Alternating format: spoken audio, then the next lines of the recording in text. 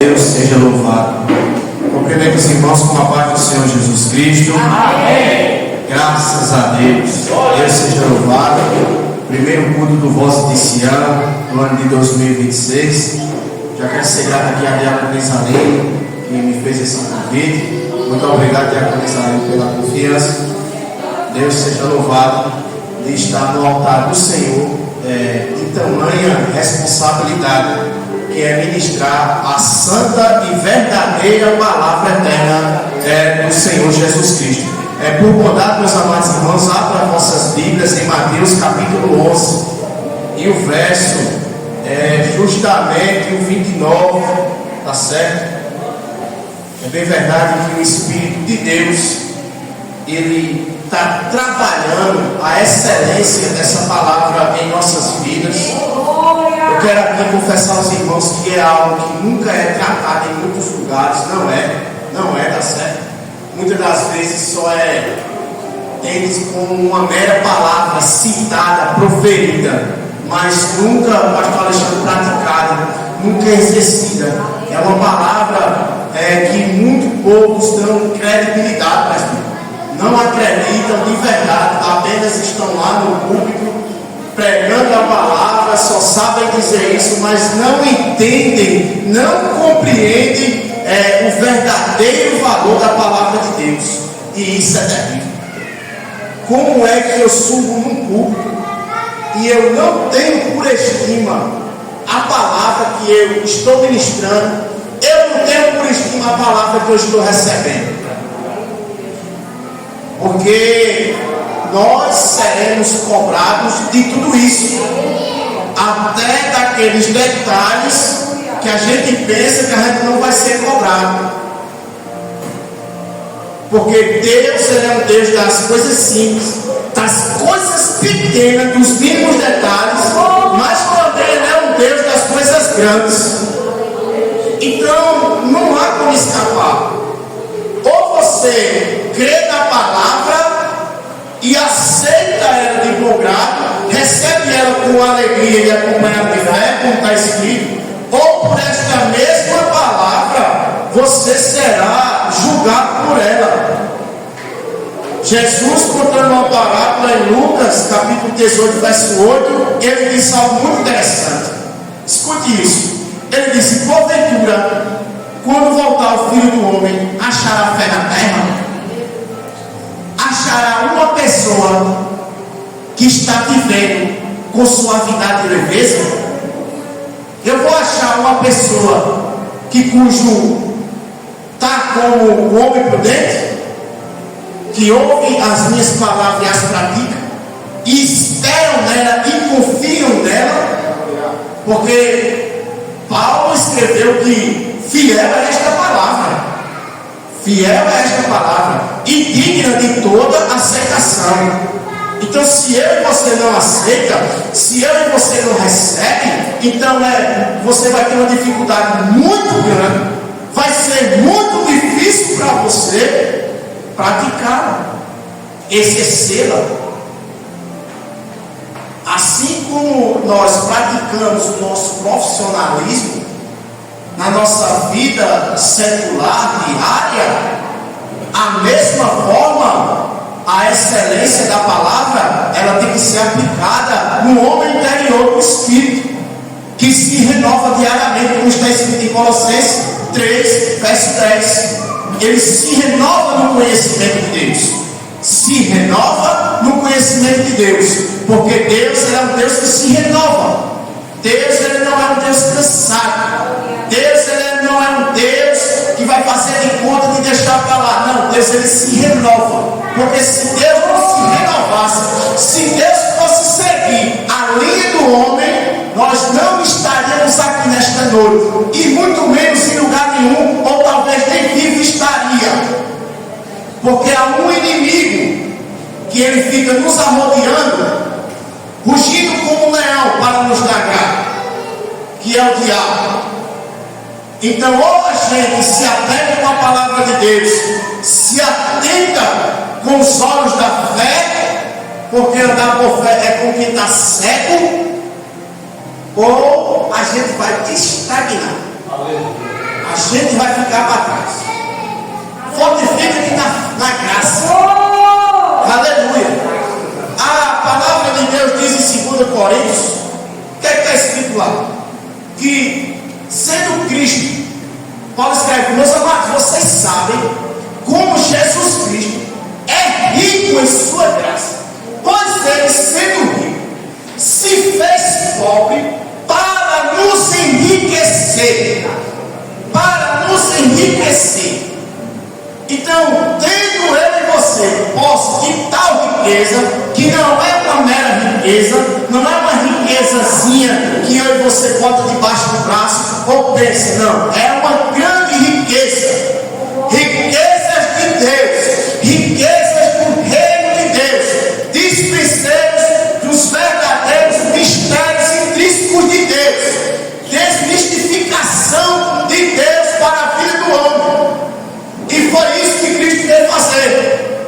Porque se nós lermos Mateus capítulo 23, verso 4, está escrito lá que os fariseus, eles impunham sobre a vida dos judeus, dos filhos de Deus, do povo de Israel, julgos pesados, fardos que eles não conseguiam suportar, nem levar e nem carregar. Porque teologia de fariseu e religião de fariseu é essa. Ele diz que você tem que viver pelas obras e somente pela prática das obras. Quanto mais você pratica a obra, mais você é santo e mais você está perto de Deus. Isso não é mentira. Mostra-me tua fé que eu mostro minha obra. Mas cadê? Fé sem obra é morta, é um casamento, é a unidade. Jugo suave e fardo leve. Quem está no jugo suave e no fardo leve de Jesus, ele entende dessas coisas. Ele entende dessas coisas. O apóstolo João, ele escreveu algo muito interessante. Ele disse que o que vem de Deus, escute, ele disse: o que vem de Deus traz paz. Então, como é que pode, no dia a dia, o camarada dizer que tem paz, mas só vive atribulado, só vive em tribulação? Ele parece mais aquela mulher encurvada que Jesus endireitou ela. Eu não sei que paz é essa. O salmista, ele escreveu algo muito interessante. Ele disse que a bênção do Senhor, ela enriquece e não acrescenta dores. Em outras traduções diz, ela não permite que a tristeza acompanhe, não permite que a tribulação acompanhe e nem permite que a aflição acompanhe. Então, logo, quando algo dessas coisas está sobrevindo sobre a vida de um cristão que não é para sobreviver, está certo, tem algo que é errado, está falhando na prática, está falhando no exercício. Ele não está crendo e não tem convicção naquilo que ele lê, naquilo que ele ouve. A fé tem pelo ouvir e ouvir a palavra de Deus. Mas lê aí, Mateus 5:30 aí. Olha que interessante. Pois eu afirmo a vocês que só entrarão no reino do Senhor. Pois eu afirmo a vocês que só entrarão no reino dos céus se forem fiéis em fazer a vontade de Deus. Você está entendendo aqui? Que só vai entrar no reino de Deus aquele que fizer a vontade de Deus. Porque Jesus já tinha falado dos fariseus. Vocês têm que ter cuidado com o fermento dos fariseus. Eles são pessoas, são homens que só vivem disputando as primeiras cadeiras na sinagoga. Esses homens, eles só pensam em si mesmo. Eles gostam de se amostrar, eles gostam de estar levantando a mão para cima para dizer que é santo. E eles não praticam nada do que está na lei.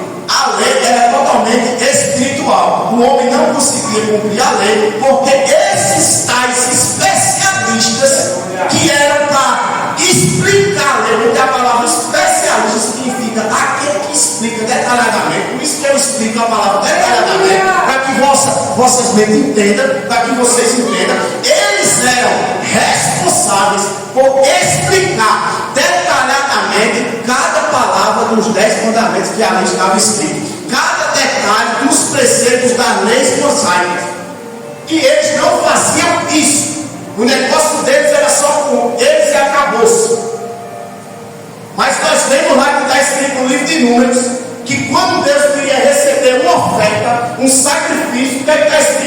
tragam-me uma novilha ruiva, e que ainda não tenha recebido jugo nenhum. Jugo nenhum. Você está entendendo? Jugo nenhum. Eu assisti um filme muito interessante, é de guerra, da Segunda Guerra Mundial, e um grupo de soldados alheios foram capturados. Quando um soldado é capturado, ele é algemado ou ele é amarrado. Mas fizeram com esses rapazes diferente. Pegaram o jugo e botaram em cada um.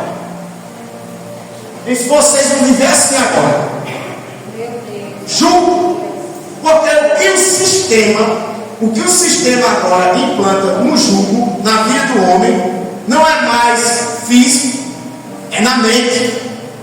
O jugo é para que você veja e aquilo ali lhe aflige.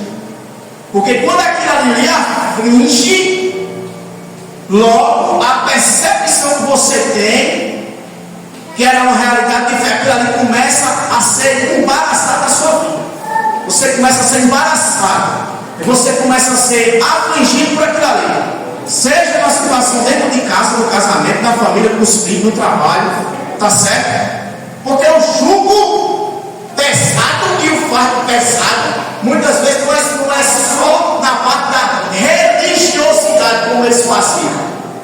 Muitas das vezes, esse sisteminha, essa astúcia de Satanás, quer entrar dentro da nossa casa. Quer entrar na vida do jovem, quer entrar na vida da esposa, quer entrar na vida do marido, quer entrar na vida profissional, quer entrar na vida financeira, quer entrar na vida sentimental, por causa da nuvem do sistema, que diz uma coisa, eles lançam aquele jugo lá, a pessoa vê e logo se apavora. Ele se esquece de tudo que ele ouve. Ele se esquece de quantas vezes veio aqui e ouviu o ensinamento da palavra. Porque a coisa mais terrível do mundo, eu duvido aqui, qualquer um que trabalhe, ir para o seu trabalho e não trabalhar.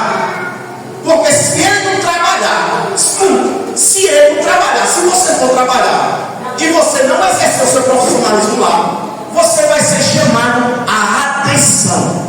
E dependendo do grau de que você for chamado à atenção, ou você leva uma advertência verbal, ou você leva uma advertência por escrito.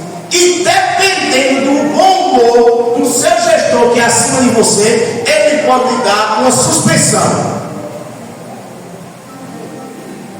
Aí muitas das vezes, Deus, para falar com o homem, para esclarecer para o homem, ele tem que pegar as coisas deste mundo para ilustrar. Porque se eu fui transportado para o reino do Filho do seu amor, Colossenses capítulo 1, verso 13, que escrito está lá, tá certo? Então eu não posso me amoldar a esse sistema. Paulo, no versículo 23 desse mesmo capítulo de Colossenses 1, ele disse: irmãos, ficais firmes nas verdades do Evangelho, a qual já foi pregada até os confins da terra, a qual eu, Paulo, me tornei ministro.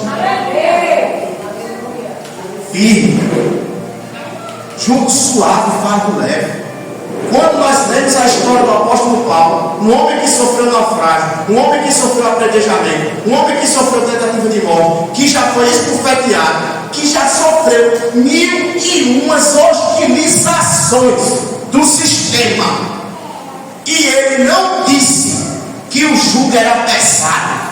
Ele não disse que o fardo era pesado, mas ele disse em Romanos capítulo 8, nos versículos 14 ao 18: pois aqueles que são guiados pelo Espírito de Deus provam que são filhos de Deus, porque vós não recebeste um espírito de temor para outra vez estar em escravidão, mas vós recebeste um espírito de adoção, e esse espírito testifica no vosso espírito que vós são filhos de Deus. Então eu tenho por mim que as tribulações desse tempo, as aflições desse tempo, não podem se comparar com a glória que há em nós de ser revelada.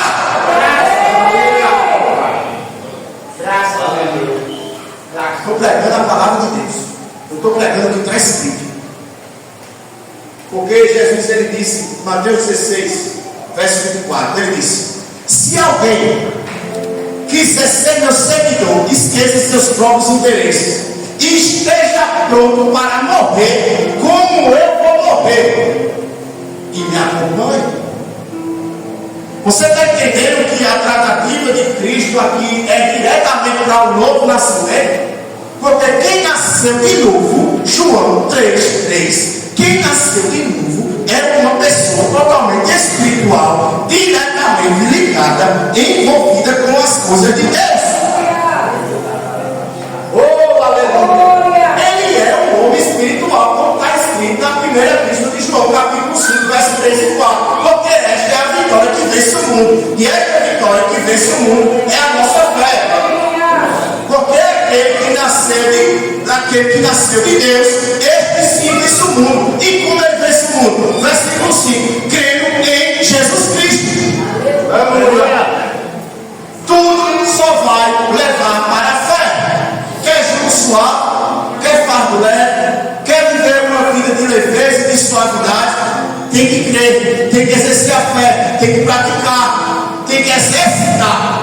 Mas o mentiroso, ele diz: não é desse jeito, não é assim. Você pode fazer assim, você pode viver assim. Mas quando Jesus estava explicando a parábola do semeador, Mateus capítulo 13, o que é que ele diz? Eis que o semeador saiu a semear, as sementes saíram caindo. As sementes saíram caindo. Mas só que ele começa a explicar a parábola. Ele diz que umas caíram em terreno fértil, outras caíram em terreno que tem abrolhos e espinhos, e outras caíram em terreno duro. E ele vai começar a explicar essa parábola. E eu me atentei muito para apenas uma. Ele disse que quando uma semente dessa não frutifica, é porque a pessoa está preocupada com o negócio dessa vida, os embaraços do sistema, e sufoca a palavra. Aí quando sufoca a palavra, quando você está sufocado, uma pessoa que está sendo sufocada em uma palavra, presta atenção, uma pessoa que está sendo sufocada de água como essa, ela não tem reação para nada. Ela está totalmente prensada. É como se ela olhasse para o lado esquerdo, vem essa parede apertar ela. Olhasse para cá, vem a parede, vem apertar ela. Olhasse para cá, vem apertando ela. Ela se sente totalmente cercada. Porque a pessoa tem uma armadura e não usa. Ela tem os anjos ministradores de Deus e não dispõe deles. A pessoa tem o Espírito de Deus, que ele diz: eu sou o teu ajudador, eu sou o teu consolador.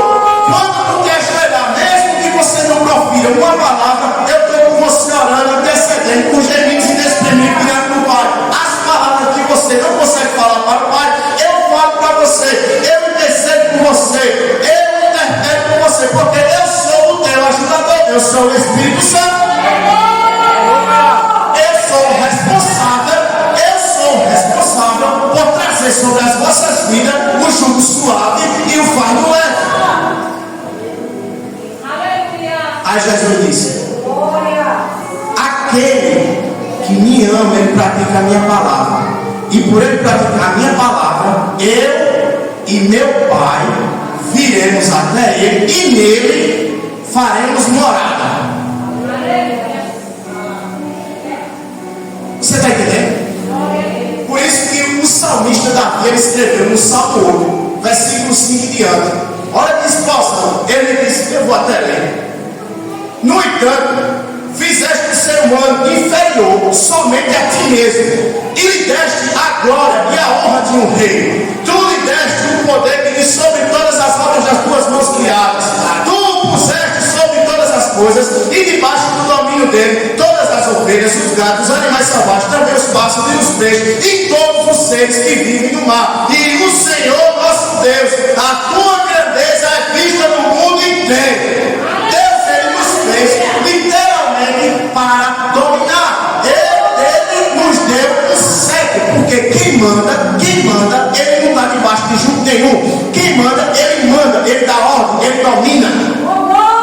E foi isso que aconteceu com Adão lá. Deus deu tudo a Adão. Adão já nasceu perfeito, foi criado perfeito, já com toda a sabedoria de Deus. Domine Adão. E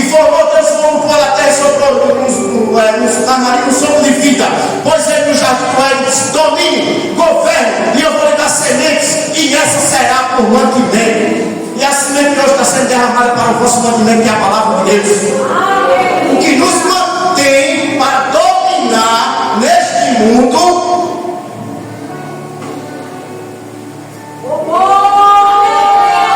Não pense que você vai ser bem sucedido ao dominar essa palavra aqui. Não domina. Ao contrário, você vai ser subjugado. Porque ele disse a Josué: medite no livro desta lei, de dia e de noite, como meu servo Moisés lhe ordenou que você fizesse. Não temas, assim como eu fui com o meu servo Moisés, serei com você. Você nunca será derrotado. Aonde você botar a planta dos pés, a vossa mão é seu, eu vos darei. Então não temas, seja forte e corajoso, porque eu, Senhor teu Deus, estarei com você aonde quer que você vá. Você está entendendo? Então, quando nós recebemos uma palavra dessa e não exercemos ela dentro da nossa casa, não falamos ela dentro da nossa casa, numa hora de comunhão familiar, numa hora de um jantar, numa hora de um almoço, nós estamos falhando. Eu escutei isso num rito hoje. Chamei um camarada para limpar os matos lá em casa. Ele olhou para mim assim e disse: Celso, hoje ninguém conversa com ninguém. Hoje todo mundo só é no celular. Almoça olhando para o celular. Hoje não tem ninguém sentado numa mesa como antes. Como a gente fazia? Tu lembra quando a gente limpava o mato aqui? Teu pai fazia aquelas gororobas, a gente dava uma mesinha, a gente sentava, a gente ficava discutindo aquelas coisas das nossas infâncias. Hoje em dia, os adolescentes não têm infância nenhuma. A vida deles é só celular, é só TikTok, é só Instagram, é só mídia social. Não sabe o que é um brinquedo, não sabe o que é o amor de um pai, não sabe o que é o amor de uma mãe, não sabe respeitar um pai, não sabe respeitar uma mãe, o esposo a mesma coisa, não sabe o que é ter uma comunhão com uma mulher, o que é ficar com uma bexiga no celular direto. A mulher do mesmo jeito é ficar no celular direto. Ninguém tem tempo para ninguém, meu irmão. Aí quando sobrevém a tempestade do homem prudente que o Senhor leu comigo, bateu naquela casa, aí começa as turbulências. Filho contra o pai, eita, mãe contra o filho, aí pai contra a esposa, esposa contra a esposa. Não, é um rebuliço, a tempestade. Um lugar que era para ser jugo suave, fardo leve, começa a ter as turbulências lá dentro. As turbulências lá dentro, que não é para acontecer. Aí lá vai a esposa trabalhar empurrada com o marido, lá vai o marido trabalhar empurrado com a esposa, lá vai o filho trabalhar empurrado com a mãe, com o pai. E agora, quando eu subo aqui desse altar para pregar a palavra, eu venho com toda a responsabilidade do mundo, que é o altar de Deus. Aqui não é para assumir, criticar ninguém. É para a gente se exortar uns aos outros, aprendendo uns nos outros. Eu sento aqui, eu venho para cá, porque a Bíblia diz: então que participei da reunião dos santos. Alegrei que, como disser, vamos à casa do Senhor. Aqui não é um lugar que é a minha segunda casa, onde eu posso chegar, esticar os meus pés e botar ali, não. O que foi que eu falar aqui? Guarda o teu pé quando entrar na casa do Senhor. Entrar na casa do Senhor de todo jeito. Aleluia! Eu estou terminando já, para me falar de mais. Deus seja louvado. Você está entendendo? Vou até fechar aqui. Você está entendendo? Que a palavra de Cristo, ela abrange todas as áreas. Todas as áreas das vossas vidas. Sem falhar. Tudo que o homem deseja nela está na Bíblia. Está na Bíblia. Está na Bíblia. Está na Bíblia. Está na Bíblia. Agora, quando a gente lê, vem para cá, escuta ensinamento, vê um irmão dando uma saudação, vê um louvor, e Jesus está falando, porque a pessoa já mudou na mente, já mudou em costume, que para Jesus falar com a pessoa, tem que se levantar um rapaz e vir até ele, dar uma rajada nele um estranho e entregar uma profecia que a gente não sabe se vai se cumprir ou não. Porque até nesse momento o crente se enrola para saber se é de Deus ou se não é.